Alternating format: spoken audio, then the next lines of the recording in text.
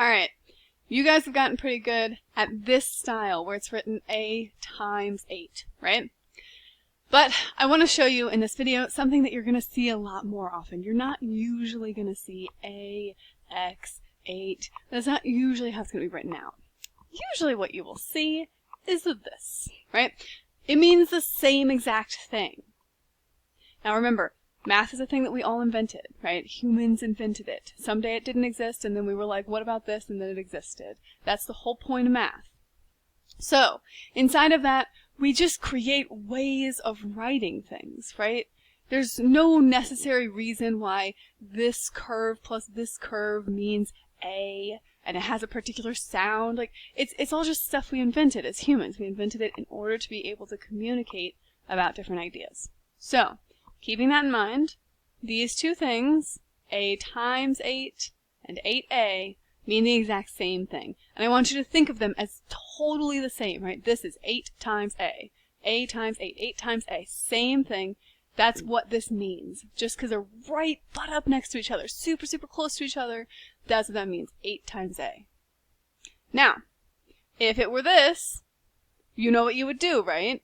In order to get rid of, or in order to undo times 8, you would do divided by 8.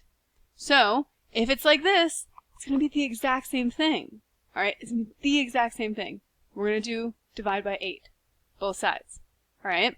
Totally not different at all. Because this means a times 8. 8 times a. That's what this is. And so, in order to get rid of times a, we divide by a. Sorry, in order to get rid of times 8, we divide by 8.